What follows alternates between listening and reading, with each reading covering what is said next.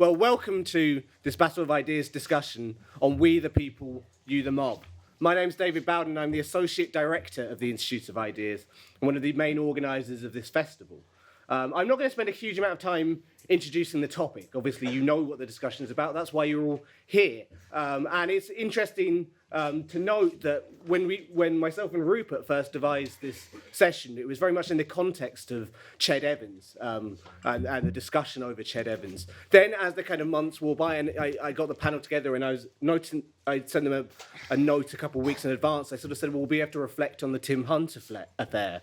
But also, I sort of said, they may well have been another twit storm before then, so it might be another poor soul has been kind of sort of taken. There's a kind of rapidity and viciousness to the way in which people were dealt with online, which is kind of interesting to try and unpick, because we all have different attitudes of, everyone has hate figures who they don't like, who they want to challenge. Are you part of a mob when you're doing that? Is there a difference between a mob and an angry group of people protesting or campaigning against something? And of course, in the context actually of the discussions that have gone on around the protests outside the Conservative Party conference, where some groups of people say that this is fair game in a democratic society, that people should be able to criticise people going into a political conference. Other people say it was a brain mob who were spitting at me and it's anti-democratic. That's the sort of questions that we want to try and unpick. I kind of have a very interesting panel to do so, who have thought a lot about this kind of question, engaged with it, in some cases been on the wrong end of it. So I think that will be interesting. Daniel O'Reilly, sat to my immediate right, is of course better known by his stage name Dapper Laughs. It's kind of an interesting experience for me. At the Battle of Ideas, we do a lot on free speech issues, and we do a lot around the limits of offence, and Dapper Laughs features in a large number of blurbs and a large number of discussions that I've had over the last couple of months. And so it's quite surreal to actually have Dapper Laugh sat next to me. And I'm delighted that he's come along and wants to speak on a panel and engage in public discussion. To my far right, we have John Coventry, who is the Global Communications Director at Change.org, who are the Global Campaigning Forum. And he has a long background in campaigning for ActionAid and Make Poverty History. I'm kind of really pleased to have John here and Change.org involved, because I've sometimes been critical of what Change.org does in terms of their petitions. And every time I've argued with somebody from Change.org, I felt like an elitist, an anti-democrat, and I've always found them very articulate proponents, defenders of what they do, and always make me think every time I have a discussion. So it's great to have John and Change.org involved. Sat between Dapper and John, we have Cathy Young, who is a journalist, the contributing editor for Reason magazine, and a columnist for Real Clear Politics, amongst many others. I particularly wanted Cathy on this panel because a lot of the times when a kind of twit storm kind of kicks off, I kind of sort of go, well, this is probably just some idiot who said deserves it. Invariably, Cathy will produce a kind of an article where she actually goes beyond the headlines an awful lot and kind of has done some really good investigative work on a lot of these kind of issues. And actually, again, always kind of confronts me with a different set of information that I didn't know. Don't always agree with it, but it always is truthful and makes me think. So very good. But at the same time, not entirely averse to being involved in kind of online mobs against people who you disagree with, I'd say, maybe, that you're happy enough to argue with people online. To my far left, we have Rupert Myers, who is a barrister and a journalist, the political editor of GQ magazine, amongst many other things, and my co-producer on the debate. So we kind of have to share the blame for it if it all goes wrong, I suppose. And to my immediate left, we have Josie Appleton, who's the director of the campaign group, the Manifesto Club, which defends civil liberties in the UK. But especially on more unfashionable kind of issues around sort of civil liberties, around alcohol bans, anti-homeless spikes, leafleting measures. Always a very, very interesting organisation, because they look at a lot of the areas of kind of public life and public policy that others don't look into. And so they do a vital service. And she's also a very thoughtful essayist. And I'd recommend her blog, Notes on Freedom, is that the name? It's always worth reading. That's it from me. I've asked them to speak for 5 minutes to introduce where they stand on the debate, and then we'll probably maybe have a bit of discussion amongst them on the panel, but then go pretty much straight out to you the people or you the mob, depending on how it goes. Without much further ado, Daniel. Thank you very much, thank you. I'm a little bit shy in front of large crowds, so jokes, I love it. It's much bigger in the audience.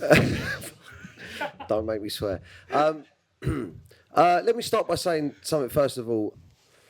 I think I'm lucky enough myself, essentially, right, to be able to monetize my fans, right, by having a huge social media following. 3 million people on my social media. If I put a tour out, I sell it. I'm lucky enough that majority of those fans are intelligent enough not to listen to what they read in the media.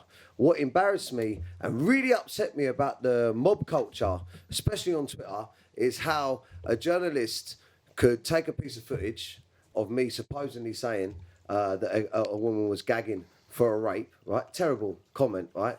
When at the gig, right, I'm stood next to, I'm talking about how my TV show was being personified as amalgamating or approving of rape culture. And the woman at the side of the stage said, "Don't worry about it. My friend Lucy loves you. She's gagging for a rape." And I lean down and say, "What did you say?"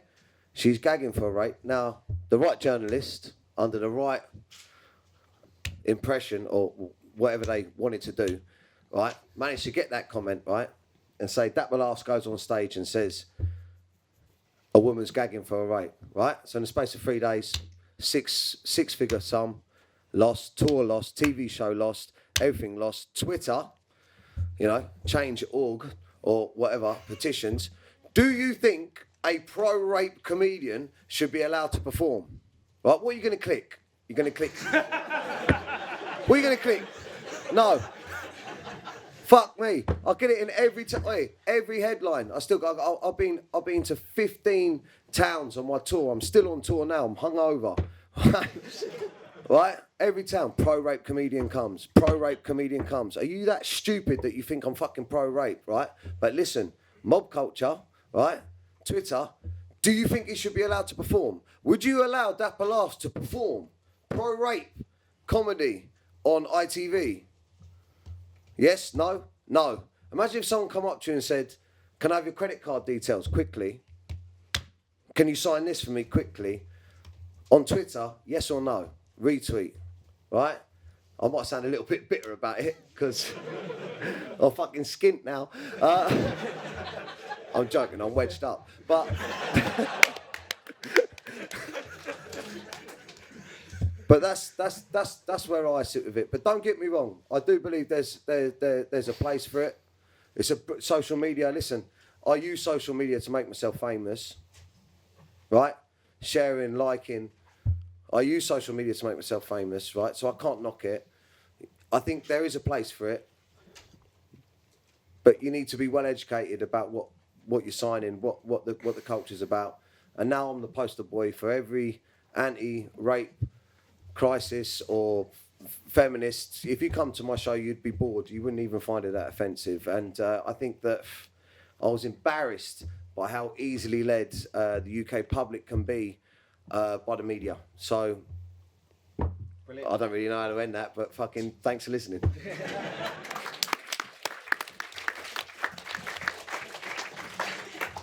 John. Yes, thank you, and thank you for inviting me. It has dawned on me gently this week that I'm here to answer the collective evils of the entire internet. So go kind of easy on me, and thanks for that, putting us right in the heart of it there, Daniel. Appreciate that.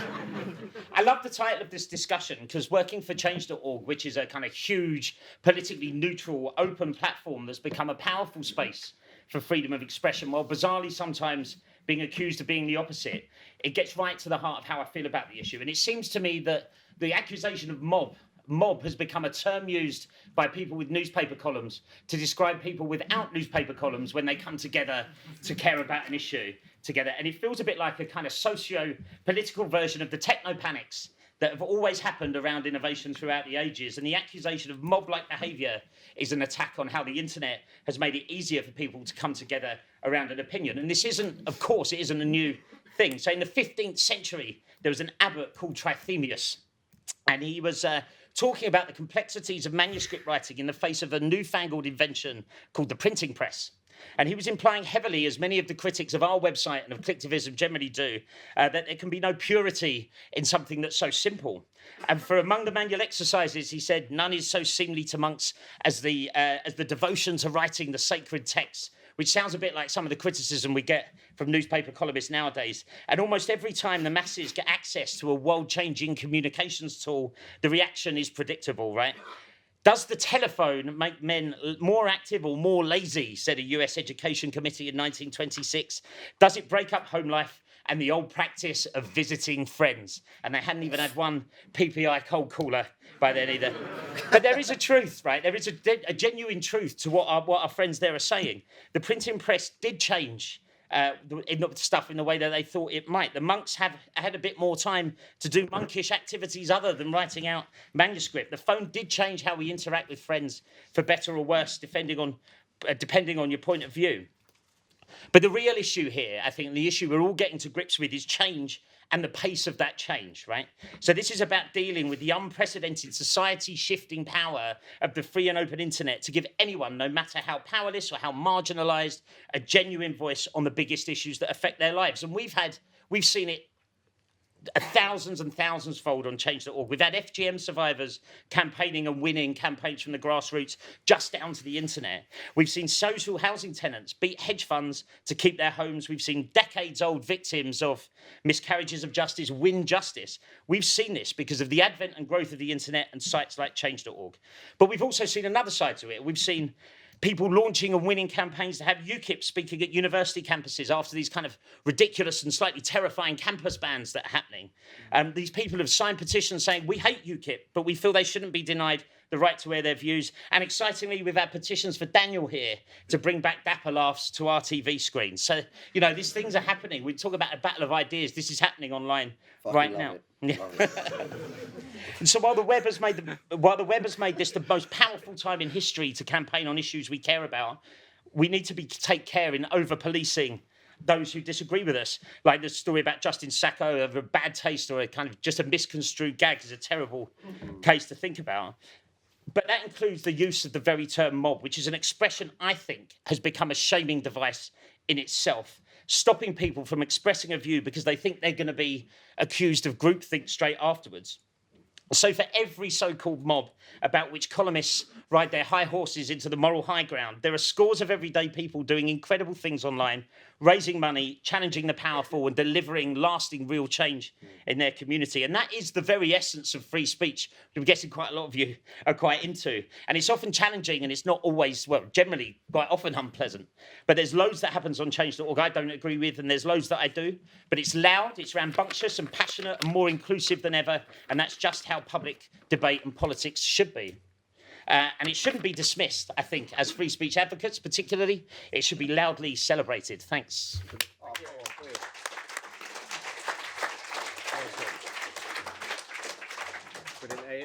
Kathy.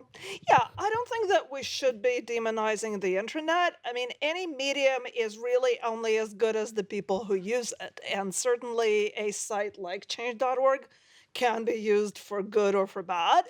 I think that certainly Twitter can be used for good or for bad. And, I do agree that the definition of a mob is somewhat subjective. I mean, usually if it's people that you disagree with, they're a mob. And if it's people you agree with, they're people organizing for a good cause, essentially. Isn't that the way it works? But the thing that I think is worrying about the sort of public shaming trend, and I don't know that it's all that different from what happened in, earlier eras, except that, of course, information spreads much faster. That doesn't necessarily mean that it was always more accurate when it spread more slowly, but, the problem is that we do have these firestorms that can erupt very quickly. Of course, Justine Sacco was one example of that. If any of you don't know the story, she's the lady who was flying to South Africa, and before her flight took off, she tweeted, going to Africa, hope I don't get AIDS, just kidding, I'm white. Now, of course, she was, basically what she was doing was she was mocking, the sort of the mentality of the white person who thinks that, because they're white, nothing bad can happen to them, and AIDS only happens to black people, and And of course, someone took it seriously and thought that she was expressing a racist sentiment. And someone tweeted it out saying, "I'm just disgusted by what this person said." And she was, by the way, a PR executive for a record company. And someone said, "Oh, I cannot believe that someone who works in PR, would be so insensitive as to say such a horrible thing." And you would kind of think that it would give them pause and, make them think, do they really mean it? Is she actually serious? And of course, this woman's life was basically ruined. I mean, she lost her job. She had to go into hiding for a while. And I think in her case, the situation was compounded by the fact that when the firestorm broke out, she was in flight. And at the time, in-flight Wi-Fi was not a big thing. So she was offline. And while she was in the air, completely unaware of what was happening, she was being trashed all over Twitter, and there was this, there was this hashtag, has just seen Sakolanda yet. So that's kind of the paradigmatic example of someone getting trashed over, what was really a completely innocuous joke. Now, I've looked into several other stories. I want to give you another example, and this is where, again, not to single out Change.org, but there was a petition on Change.org that actually had inaccurate facts in it. There was a rape trial in Steubenville, Ohio, in which there were two teenage boys who were accused and eventually convicted of sexually assaulting a girl who had passed out while drunk at a party. And they were being sentenced, and, one of them sort of broke down in tears, apologizing and talking about how he feels that his life is over. And the reporter who was covering this sort of said that, it was really disturbing to watch this young man who had such a promising future and so on. And then she went on to say, and of course we shouldn't forget that a very serious crime was committed, etc. And there were people who felt that she was too sympathetic to this teenage male who was convicted of what she acknowledged was a very serious crime. But there were people essentially saying in this petition on Change.org said, Poppy Harlow, the CNN reporter, expressed sympathy for the rapist and didn't have one word about the victim, which was completely untrue, but that is the way it went out, and nobody bothered to correct it. We've had the situation with Tim Hunt, the scientist who made the joke about women in the lab falling in love with men and having men fall in love with them, and crying when they're criticized. Again, huge firestorm erupts. There is this assumption that he is actually speaking seriously.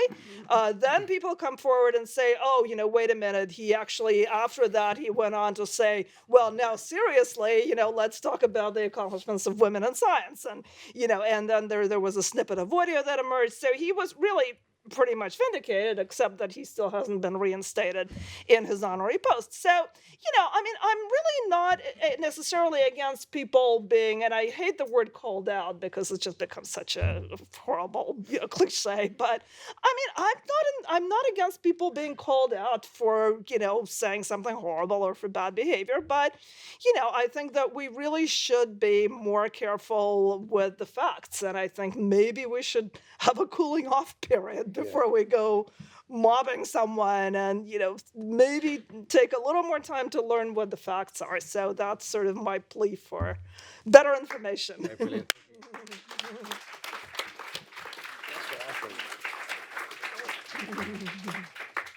Rupert. Well, I don't understand Justine Sacco's joke because as a white person, I suffer from all kinds of terrible incidents on a regular basis. John says that we're engaged in a techno panic. I've never been able to distinguish that from house music. But I'd really like to start. Dave has very kindly shared some of the credit for this. The only person in this room who you won't hear a great deal from is the person who put it all together, and I think we ought to give Dave a big round of applause for doing this. Having given him that, the title is horrific. Because we are not we the people and you the mob. You and we suffer from the same problem, and it's a problem caused by this. It's a problem caused by this for two reasons. The first is that it symbolizes the level of opportunity that we all have to change our lives and the frustration that comes from that opportunity being missed. But also, secondly, because it gives us a power that comes from the reduction of the state and greater liberalism that we use in totally arbitrary and unfair way. But firstly, the opportunity. So we've grown up, everybody sitting here, and live in an era where, unlike any other era before in time, we can contact anybody instantly. We can find out anything instantly. We can change anything instantly. Any piece of information we want is at the touch of our fingertips. And what that offers, or should offer, is an unparalleled, unrivaled world of possibility. And the tragedy, of course, for almost all of us is that this hasn't changed our lives at all.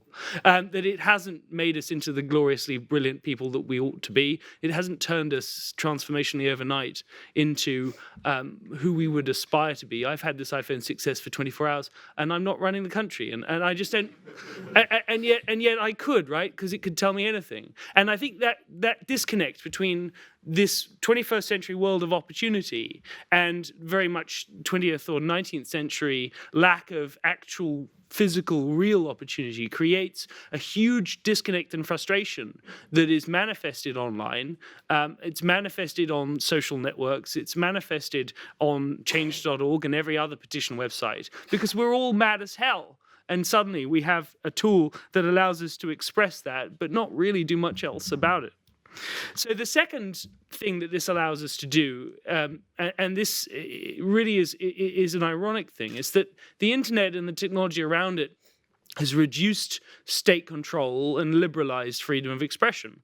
Now, what has filled the gap, the void created by the state no longer being there to control everything and decide what is right and what is wrong? Where has liberalism taken us? Well, it's taken us to a place where we all get to decide. It's not the state's role to censor us. It's not the state's role to say A is good, B is bad. It's all of ours. Now, much as you might think that state censorship is a terrible thing, at least it's transparent, at least it's semi-accountable, at least it's kind of predictable. What we've replaced it with is a form of liberalism in which we all get to choose at any one point what is wrong, what is outrageous, who should get fired, what is offensive. And so what's replaced freedom within state constraints is liberalism, but with a quixotic, ever-changing group of people chasing after you with the power of communication to shut you down. What's replaced one state organism that says this is right, this is wrong, is an ever-shifting sand of billions of people who collate and coalesce around particular incidents and particular people. And we've heard already from who've suffered from that. But the problem that I have with things like change.org is it claims to be politically neutral. And I've got to be nice to John because he's bought me and Dan lots of beers before the session started. But of course it can't be, because it operates within the laws of the land. And the laws of the land aren't politically neutral because they adopt certain moral positions, they adopt certain views. And it can't be politically neutral to have just groups of individuals collect together over specific tall poppies, particular individuals like Ched Evans, like Daniel O'Reilly, like Tim Hunt. And instead of addressing, as the state would, the global problem or the general problem fairly and across those people, it attacks particular individuals. So I blame the phone. And the last thing I'll say, because I know I'm running out of time, is that, yeah, it can be too easy to do something. It can be too easy to get someone fired. It can be too easy to call someone a rapist. Why? Well, as Mark Twain would put it, because the truth is still doing up its laces while a lie has got halfway around the world. So the truth will always slowly follow in that technically inastute way of the 20th and 19th century, while the lies, while the emotion, while the drama, while the bullshit is there tweeting, clicking links, and producing change.org petitions. And that's the problem I want to hear from you, the people, today. Thank you.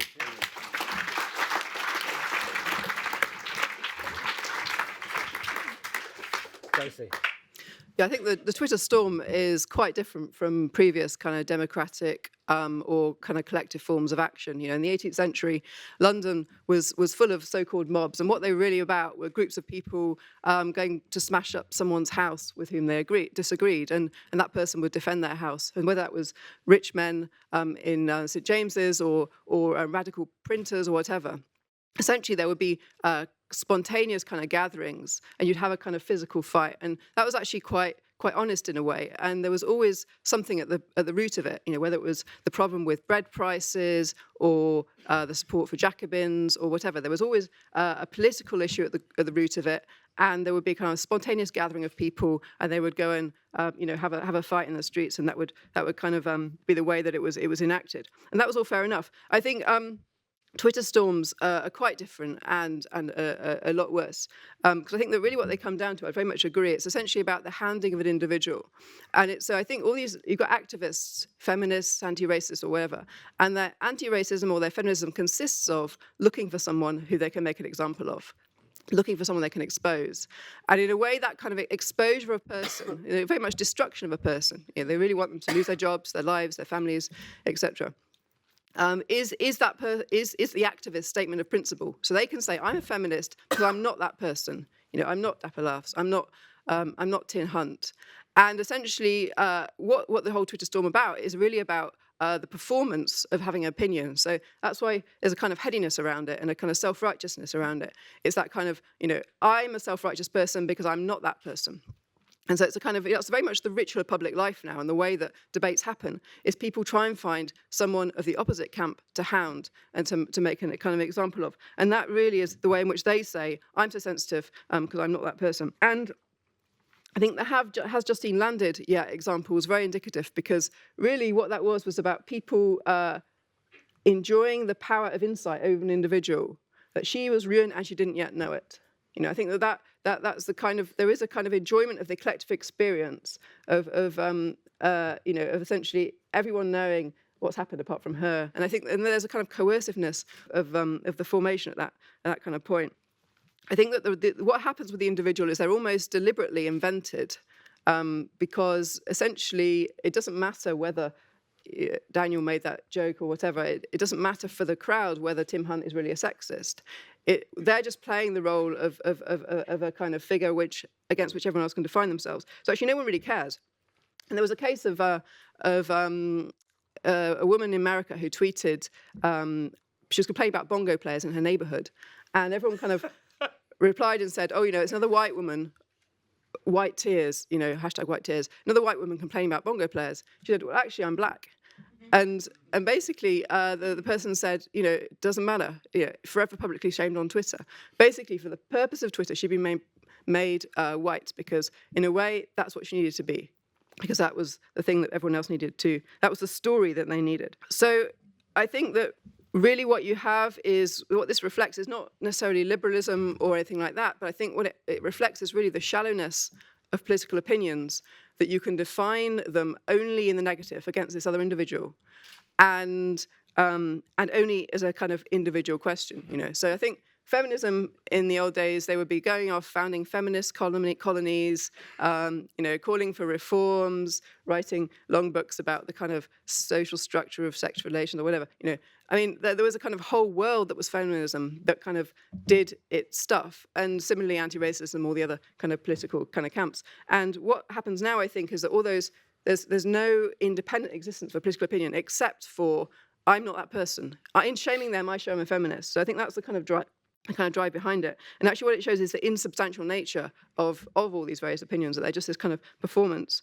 And also the lack of sociological imagination. The idea that rape occurs, or that social inequality occurs because of the comments of a particular comedian, or the after-dinner joke of a particular scientist. The idea that in some way those things make inequality happen is just that complete lack of sociological imagination and pinning everything on the individual.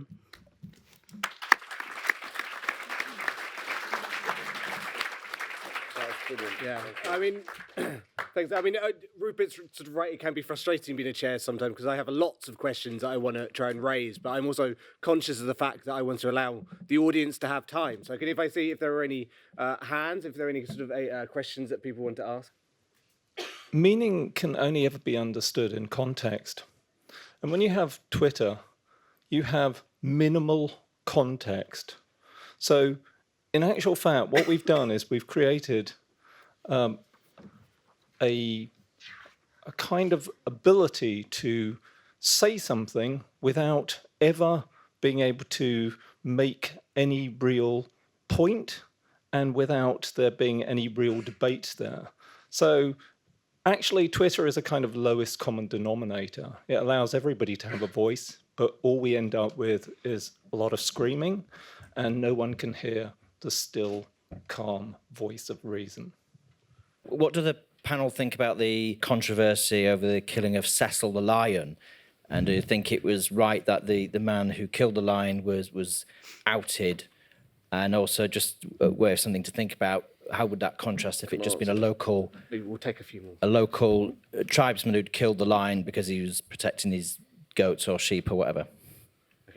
Although I agree with the kind of the mob mentality that we've kind of talked about, there is the other side of the issue where you have social media platforms, particularly Twitter and other kinds of media, that give anonymous people a voice to actually share their stories. So there have been places where YouTubers, for example, have been shown to be sexually abusive to their members of their fan base who were underage. And because of social media platforms, they've actually been able to share their stories, and that kind of abuse of power has come to light. And without the social media platform that they've had to give themselves a voice, they wouldn't have been able to share their story, and things wouldn't have been able to come to light. So there is that other side of the issue.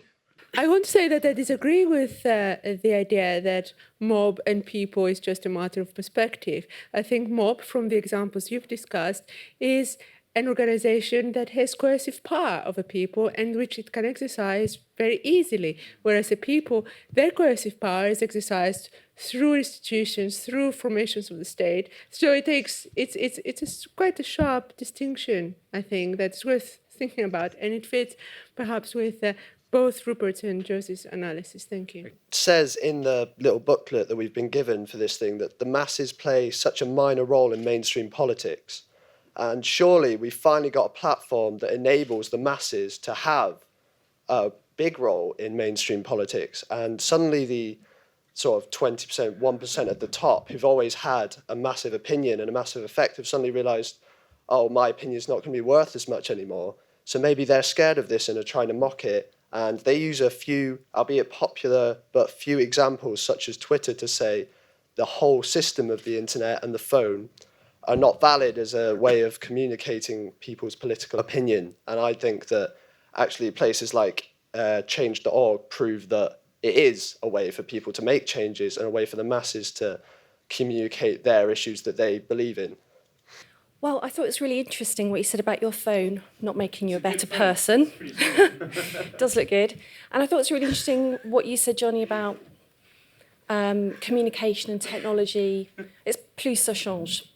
So are we hinging too much of the debate on technology? And is that derailing a bigger question about human nature? Because is this about being judgmental and lacking compassion? If you look back at the Inquisition, tens of thousands of people were tortured and killed by the mob rule. That the Inquisition may have been handled by the church, but it was the villagers who turned people in for being witches. I just have a short question, and that would be, do you think people are turning to Twitter because they've lost faith in our independent judiciary system? If I go to the man who spoke earlier referring to the Cecil case, the guy who killed the lion wasn't prosecuted. Is Twitter allowing us to have another way of prosecuting people which hasn't been available before? Yeah, just a quick question. Surely it's the response of institutions. It's a bit of an old one. Emily Thornberry lost her job as a cabinet minister for a tweet about white vans. So surely it's when people are losing jobs from things like a government cabinet minister that we need to start questioning things. Daniel, do you want to jump in first? I just want to say a couple of things. First of all, about the lion, Cecil the lion, right? Listen, fashionable. Very fashionable thing to be talking about because it's a lion, it's cute, it's a lion, shouldn't have been killed, it's fashionable. What about all the black people that are getting killed in America by the cops? Yeah? Right? There's so many people getting fucking killed at the moment, yeah? So many situations that are a lot more, but that was fashionable, that was nice to talk about. You know what? I love a lion. So I'll retweet it. Yeah. So I'm very passionate about this because it really affected my life, right? So I appreciate that it was out of order about the line because the line had a name, right? Yeah.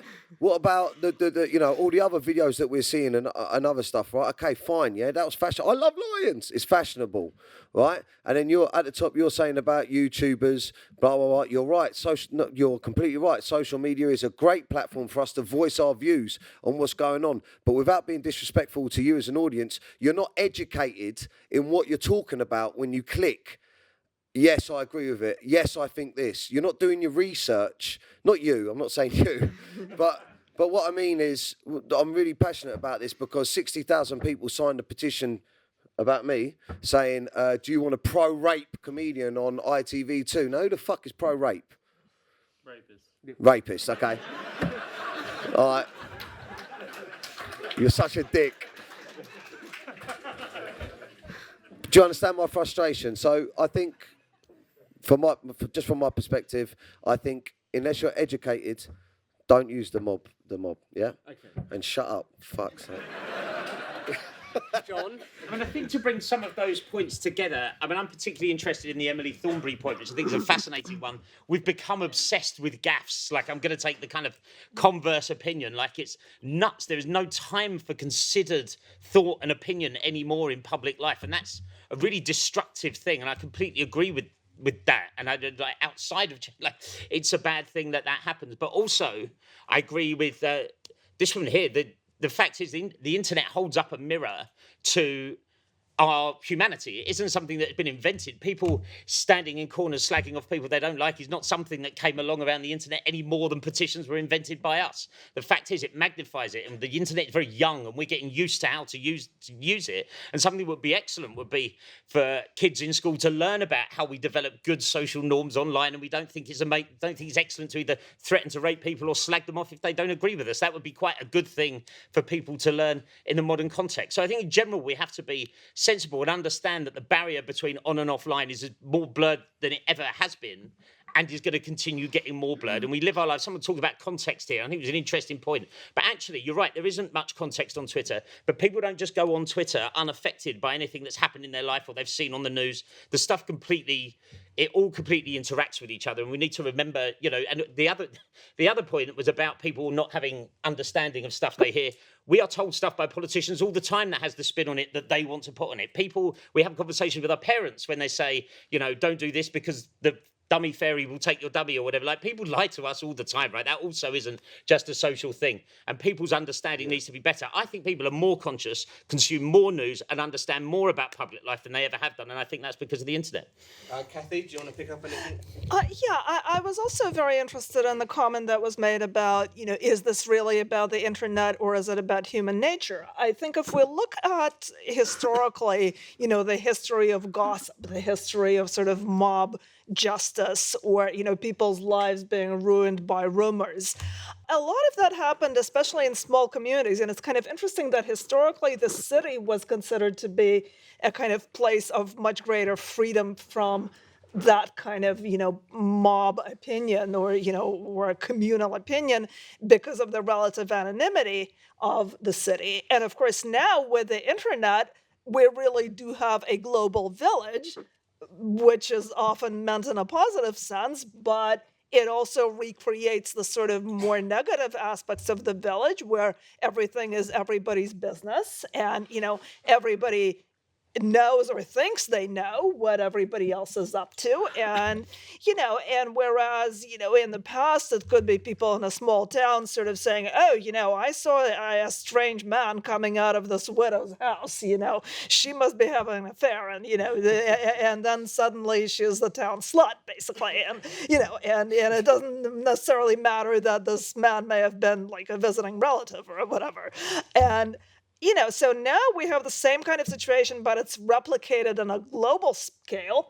at much greater speed and with a much greater number of participants who may be living on the other side of the world, and sometimes I think with much more destructive effects as well, although, not necessarily, because of course in the village, mob justice could actually take a physical form of people coming after you with pitchforks. And, today you may lose your job or, but at least usually you don't end up being strung up from a tree. So, I guess there's something to be said for the Twitter version of mob justice in that sense. That's a great case. That is a great case. Right. Yeah. So, Twitter, better than being hung from a tree. Yeah. So, if there's anyone from Twitter in, you can have that for nothing. I would have preferred that. Some days, Right. I've got to say, on some days, I think Dan would agree that Twitter is not better than being hung from a tree. Yeah. Well, firstly, I think there's a problem of confirmation bias on the internet. You don't need to know whether the dummy fairy exists or not. If you're inclined to believe that the dummy fairy exists, you're going to retweet a change.org petition calling for him to be sanctioned. Secondly, in relation to the question of whether or not Cecil the Lion's treatment would have got any more attention if it had been killed by a local tribesman rather than Walter Palmer, I think the key question there is, would the local tribesman also have been a dentist? Because I think that often the topics that get to the top of our agenda are the one that really upset us on the most number of levels. If Daniel O'Reilly had been, Oxbridge educated or a woman, I don't think there would have been the same level of outrage over those comments as there was because he's a white young man and a bit of a lad. I think that often, again, confirmation bias, he is very much, ladies, if you're interested, confirmation bias feeds into our decision making. I want to get through this very quickly. Thirdly, yes, of course, Twitter has minimal context. It's 140 characters. It's like judging authors on the basis of one randomly selected sentence in a book. Good faith has been lost from the internet and from public spaces. You'll find one tweet from one person. Nobody will be bothered to go through their timeline and establish whether they really mean this. Look at what happened to Giles Coren when he made that joke about hoping that Lea Seydoux would quietly hoping that Lea Seydoux would shag him. Nobody went back and saw that he criticized the Bond films for being anti-feminist. No one looked at his timeline. They just said, what a rotter. Fourthly, there's a gentleman at the back there who was saying, well, isn't it great that people can suddenly do stuff really quickly and really easily? Look at the Labour Party. Sometimes you can make things too easy. And in this case, allowing people to vote without having made them like a member of the party for any length of time turned out to be a massive strategic error. It is possible to lower barriers to making decisions and to influencing things to a point at which actually that's counterproductive as the Labour Party is suffering to their annoyance. And finally, of course, this is related to tech. And it's related to tech for two reasons. Firstly, the walls we all used to be able to put up around ourselves are disappearing. So we can all see each other. We can all get more jealous, more annoyed, more upset because our private lives are diminishing and our public lives are increasing. But secondly, also, because every time we say something now, we're not just saying it to the bloke next to us. There's an amplification. Tech allows people to say something that millions of people can see. So this what chemists would call a catalyst. Technology is a catalyst to argument. It's a catalyst to dispute. It's a catalyst to confirmation bias. It's the thing that allows us all to get so much more angry, so much quicker. Josie. I don't think that just because something is a kind of spontaneous collective action, it's therefore bad. I think in many ways the kind of spontaneous things in history were actually the braver, the more truthful kind of moments than those that kind of went through committee meetings and resolutions. French Revolution started because a guy stood up on a table in a cafe with a pistol in each hand and his hair flying, said to arms, to arms. He didn't go through a committee and pass a motion. Oh yes, next Tuesday we're going to go to arms. There was a moment, and he caught it, and kind of Paris exploded. So I think that actually, Le Bon said about crowds, they're criminal and they're heroes. I think they can make you better or make you worse. And I think that things like bravery and courage, he always said that they were found in kind of crowd forms. I think that's true. So I think just becoming spontaneous, it doesn't make it worse. I don't think it's about spontaneity. I don't think it's about things being easy. I don't even think it's about being a thing about the masses or the people or about the internet. I mean, the thing that you see in a Twitter storm, you see in Parliament, in the rhythm of politics. This is about politics as a whole. So the kind of what each party is actually doing is also trying to find a member of the opposite party to ruin. Yeah, they're trying to find someone with a sex scandal, someone who got his wife to take his speeding points. I mean, God, who hasn't done that? It is. Or was it just me? I don't know. But I mean, the point is, this is nonsense. Everybody, all these journalists, kind of whipping themselves up about it. It's nonsense. It's nonsense. He did nothing, But the point is that they were enjoying bringing him down. It was man brought down to earth. That was the whole thing. There was someone high, and we brought him low. And that's the rhythm of politics. It's not just about a mass form. It's how Parliament functions as well. I think in terms of the internet, I think you can use change.org a lot. I think that the technology doesn't create these patterns. It perhaps amplifies them. I think that the trending element and the like and dislike, those do structure social relations in a way. The fact that the trending thing allows a crowd to form as an automatically generated function, in the sense that just because it tells you where everybody else is, you don't have to know who they are, you don't have to have any relationship with them, you don't have to know what they think. It just the collective is a sheer force of numbers, which is automatically generated by the system. I think that there are certain things about these systems, but in every case, they actually reflect a propensity within social life, and they might amplify it, but they don't create it. So I think it's never just about the masses or the internet or whatever. It's about the decline, the weakening of political opinion across the board, whereby the only thing that you can say in terms of standing for something is attacking another person. And I think that is something you see in Parliament and everywhere, and that's a kind of part of it, the problem for me. I personally think that part of the reason why Twitter storms can be generated so quickly is the culture of "you can't say that," as Mick Hume has argued very, very cogently. Not only you can't say that, but you can't say that. And then that makes it regardless of context. So, if you perform a joke or make a comment that contains the offending word, phrase, or expression, even if you're satirising it, you can be kind of hoist by that petard. And then that seems to me that makes it kind of incumbent on us all to exercise tolerance, I think, as people have said, and investigate for ourselves and kind of make our minds up about what was said and the context in which it was said, and to challenge these kind of pernicious speech codes that serve to restrict what we can say, and as a consequence, what we can think. People who often defend sort of Twitter or change.org often make, I think, a fundamental confusion, which is that they say it gives power to the powerless, and it doesn't. It gives influence to the powerless, which is a very different thing. Power is what people as individuals exercise collectively. Influence is what people exercise as a mass. And this, I think, is where I disagree with Josie, because there is an issue that does need to be confronted around the mass, and it's actually captured in your example of the French Revolution, where some guy stands on a table and starts waving pistols around, and you compare that to the sort of Declaration of Independence in the beginning of the American Revolution, which almost was revolution by committee, where people sat down for a long time talking about things and arguing them. And really, like, history, as much as I love the moment of the French Revolution, history gives us the answer as to which one is ultimately more effective as an organising tool to make sort of lasting change. The first time I saw this kind of event happening, before the internet had decided on the term Twitter storm, I called it Twitter snitching. And I think that's actually possibly an important distinction, and it explains why we've got someone here from change.org, which is a tool for petitioning the authorities for redress of grievances. That's not something a mob does. Mobs burn people's houses down. And I think what's happening, in a sense, an awful lot, though by no means all of this kind of activity, particularly something like the attack on Tim Hunt, was very much about saying, we the people demand that the proper authorities mete out exemplary punishment for what was actually, even if you accept Connie St. Louis' story, a very minor offence.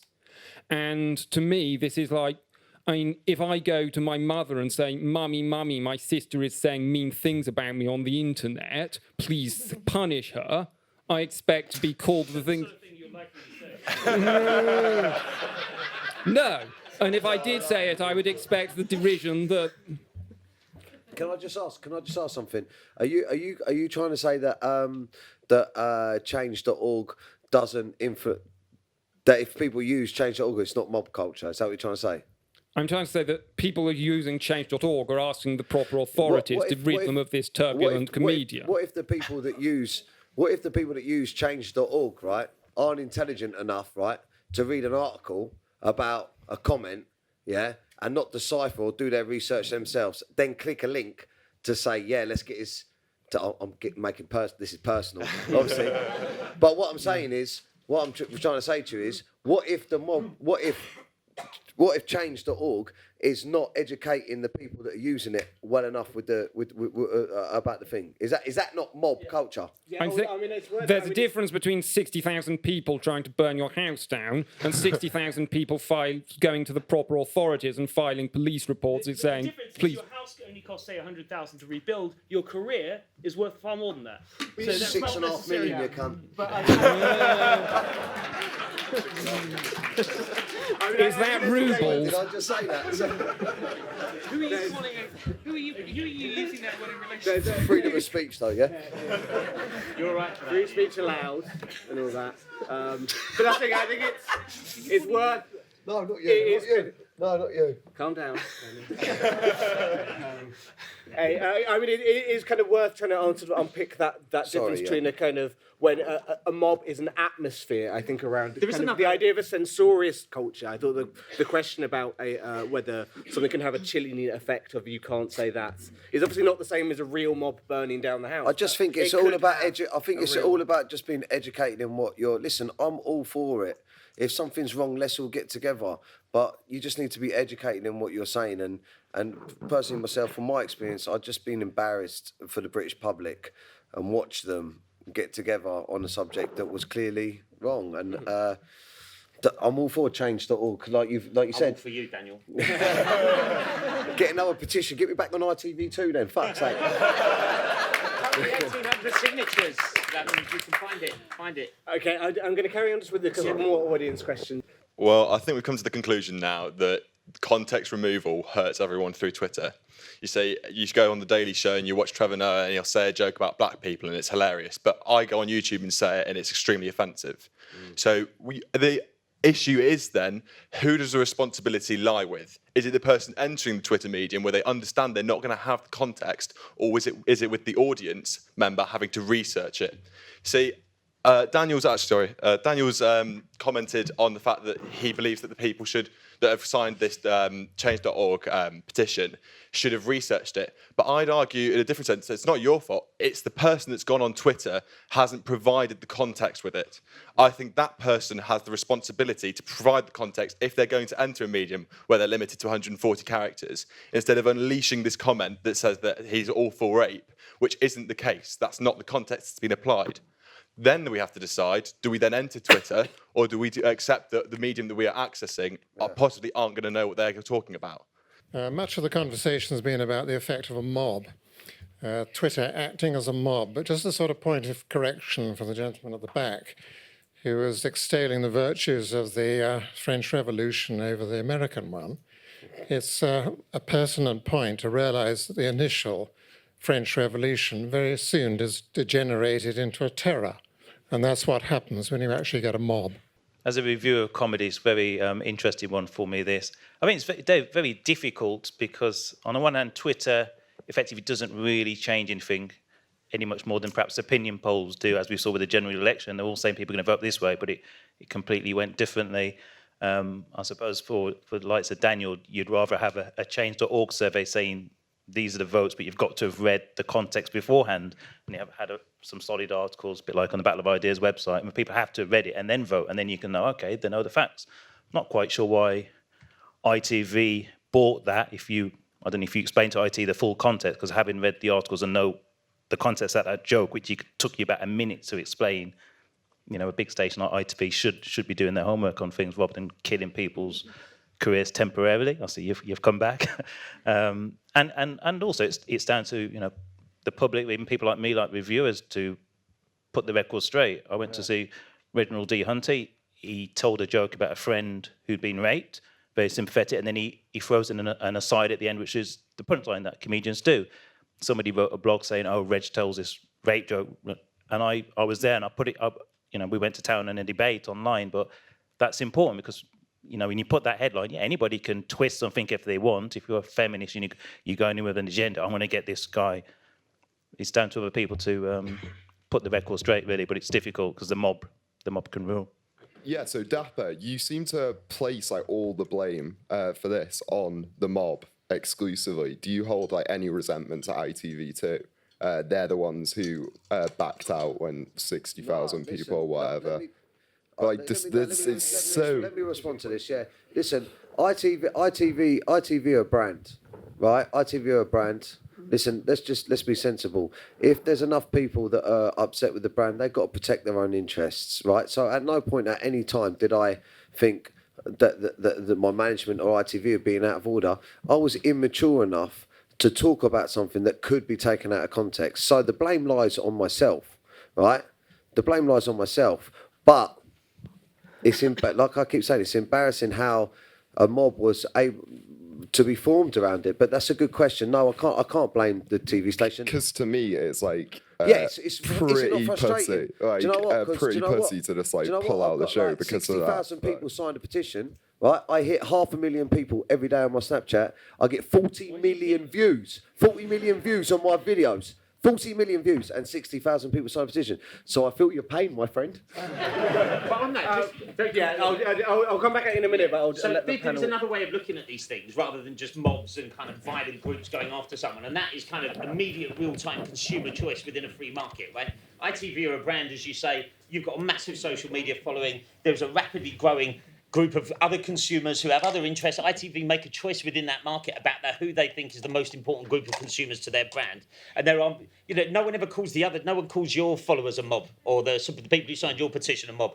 And I think that framing is fascinating. People put their opinions forward and say, I don't want this on my TV. There's lots more people who said, I do want this on my TV. I would be interested to see what the thought processes at ITV2 that went for that decision, because it is a consumer choice within a marketplace, and that's something. It's quite simple. The word rape, gets clicks. The word rape gets clicks. If you put pro-rape comedian, you'll read the article. The word rape gets clicks. The word rape goes viral, and as soon as that happens, ITV2 are like, do we want ITV to be associated with rape? No. I just want to try and squeeze in as many questions as possible. No, I just want to go back to a point somebody raised earlier on, actually, about the kind of the disorientation of institutions. That's definitely a part of I think, the narrative that Josie was talking about. I don't know if it's happened already that one of these institutions has gone, put your pitchforks away. This person is keeping their job. I don't know if that's happened. I've missed it. What conceivably would happen if that did? Would they put the pitchforks away and go, well, we had a laugh, we raised a few virtual pitchforks and we'll move on to something else? Or obviously we're talking about a much deeper malaise here, but I'm just wondering, in theory, what would happen? I mean, I think in most of these cases, people keep their jobs. I think people getting sacked is the rarity compared to the... I think... I mean, they get to keep the jobs at the point after which people have forgotten that they demanded that they lose them, I suppose. That's another... the idea that someone sends 500 tweets and someone automatically loses their job, I don't think is a representation of what's happening. Yeah, but there's still reputational damage, though, as well. I mean, it's anyway. I think, Daniel, you're letting ITV2 off a little bit too lightly here, because I think there is some real institutional cowardice now, where you can have a very small number of... Criticize someone who might put him on the air in the future. Yeah, plus this is getting filmed, so... More broadly, my point is that there is institutional cowardice now, where if you get a bit of heat on Twitter for a short period of time, then people like you can have your entire careers ruined. I think it is important for the people, ITV2 and your management, to actually stand behind you and to actually say these 60,000 people got it wrong. Let me respond. I want to try and get as many questions in, but I'll give you a chance to respond to some of these things. But I do just want to make sure. Can you just pass it? I think there might be someone else in that corner. We're all talking about Twitter and the mobs in relation to that. But my question is, what about the responsibility of the media and tabloid media? Because when things were happening with Dapper Laughs, I saw a lot of articles, just clickbait, on Facebook, just flooding me with information that he's pro-rape and things like that. It took me ages to actually go onto Google and find the actual information. So what about the responsibility of the tabloid media? There's been a lot of talk about kind of the ease and spontaneity as an element of that mob culture, but is there not also another element that perhaps accounts for some of that viciousness that you see within the mob, which is an element of anonymity and the fact that people aren't held to account for their actions, they are faceless and they are without responsibility? I was thinking that comedians like Frankie Boyle and George Carlin, they sort of make their career around these kind of offensive jokes about 9/11, etc., etc. Does the panel think that there's a level of popularity or the amount of offensive jokes that you make that a comedian can do that can sort of make them immune to this mob culture? Like if Frankie Boyle made a joke now, would he get a Change.org petition crucifying him? Or, yeah, that's my question, sorry. I'll be very quick. First of all, for the guy at the top that said about ITV2, all right, yeah, now you say that, it does make me think. At the beginning, when I signed the contract with them, when we spoke about it, they wanted to make the TV show as controversial as possible, right? We wanted to make it so, and when all the media started really kicking off, they loved it, right? They're talking about it. That's what they're like. They love it. They're talking about it. This is it. We're in the papers. We love it. Come on, everyone's watching it. You like it, you watch it. If you don't like it, you watch it to see what people are talking about. Once it got too far, right, it's done, yeah? So that does piss me off. You're right. They should take some sort of responsibility. Moving on to the fella. Right, so for instance, I put a tweet out a little while ago where I said, you know what? There's only going to be a certain point till someone actually commits suicide and kills himself over this kind of stuff. So yeah, so they do need to have some sort of responsibility when they do, and they do cause the mob. And also coming back to the question the geezer said at the top there about sorry, I'm talking a lot now about Twitter. Listen, if you're on Twitter, yeah, and you're one of these trolls that doesn't have a profile picture of themselves, it's a profile picture of, I don't know, Hulk Hogan, right? Yeah. And you've got an opinion on what I'm doing. Your opinion is irrelevant, right? If you have not got the bottle to talk to me about something, give me your address, right? Do you know what I mean? I remember back in the day, if you're in the pub, someone come and said something to you, you slip them a fucking headbutt and say, but now, yeah. So, if you're a troll, your opinion, I've completely gone off track now. John, do you want to jump in? Very quickly, quick example for you. Jeremy Clarkson, 1 million people signed for him to keep his job. He lost his job. Who was the mob? Where was the mob? Which one of those was the mob? Like, I don't understand where this fits in to that. So mob, again, is a pretty convenient term, I think, in those spaces. I mean, the media has loads, the internet cycle is a kind of continuous. It used to be you got the news in the morning and that developed through the day. Now it's crazy with lots of interventions. I think that's right. They do have some, the shaming, doesn't it? They do some of the shaming, then they criticise people for doing the shaming, then there's columns about the shaming. And so, there is... Yeah. And also back to ITV2 saying, make it as controversial as possible. Stick a few rape gags in if you like, if it gets us the press, and then all of a sudden they go against it. Lots of people have lots of responsibility for these things, I think. Kathy? I do want to point out that I think the internet can be, just as it can be a sort of instrument for this instantaneous outrage based on very little fact, it can also help publicize, the truth. And I think arguably it makes it easier sometimes to find out the facts. So I think there is this positive side to it. And I think one thing that's been sort of alluded to, and I think that is an interesting issue or an interesting aspect of this issue, is when people who are behind the shaming themselves get shamed. And, one interesting example of that, there was this other controversy involving a scientist, the wore the jumper. The guy with the shirt, Matt Taylor, the guy who wore who was a part of the Comet probe team, and when he was giving an interview, he was wearing this shirt that had sort of half-naked women on it. That was designed by a female friend of his, by the way. Anyway, so a woman who's I can't remember her name now, but she was a writer for the Atlantic magazine, and she was the one who originally kind of created that firestorm. She tweeted, thanks for ruining the cool comet landing for me, asshole, which was really not very professional language, I suppose, for a journalist, a science journalist for a magazine. But anyway, so she was the one who kind of initiated that, and then there was a lot of, other people attacking him. And that wasn't just a social media thing, by the way. A lot of the attacks on him were in, professional media. So, it's not necessarily just a Twitter mob. And then she started getting attacked by people on Twitter, and she claimed that she got death threats. What she was talking about was thing, so I think somebody tweeted at her saying, kill yourself. And I don't know if that qualifies as a death threat or not, because, it's, anyway, but, she got some nasty reactions. And then, this is where we really start getting into complicated questions of, which one is the mob, or are there two competing mobs? Do we have mobs and counter mobs? And I think it is a more complicated landscape than just the mob against the offender, because sometimes you have defenders of the offender coming back with their side of the story. So yeah, I think it is a little more complicated, and in some ways I think it may actually be less one-sided than the traditional mob, the one with the pitchforks. So Rupert. I'm going to set up a social network called Pitchfork. So to the person who's complaining about the media, look, everyone complains about the media all the time. If you're really upset about, start a petition.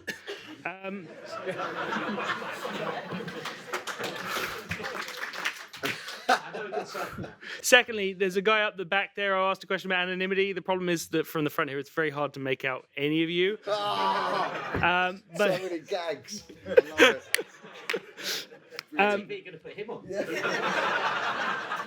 Thirdly, look, the question about Frankie Boyle, comedians can and do develop, as does anyone else, a personal brand. Like, if you followed me on Twitter, I would hope that if I say something silly, that you'll know from following me, oh, this is the kind of crap that he always comes out with. So I think it is possible to establish yourself as someone who makes that sort of joke, but I think it's very hard to do it in a nuanced way, and very few people manage it. But when they do, they're very successful, and Frankie Boyle is an example. I want to end, enough of the gags, as Mr. O'Reilly puts it, I want to end on a really serious point, which is that someone in the audience threw out the word feminism as if it was not necessarily a good thing. The internet has, I was taking the mickey out of my phone earlier. The internet has given voice to the voiceless and to the powerless.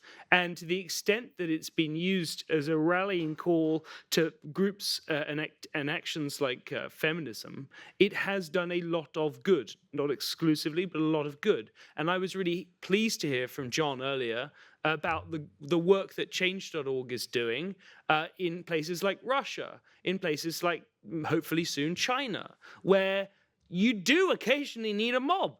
I mean, let's not forget that pre-revolutionary France wasn't a very cheerful place for a lot of people. But when we're making those comparisons, let's remember that we're not in China or Russia or pre-revolutionary France, and that in our liberal tolerant society, individuals can have an overbearing impact upon each other with mob justice. So in some cases, I'm all for a good mob, but we don't, I think, live in the kind of country where mobs are really the thing anymore.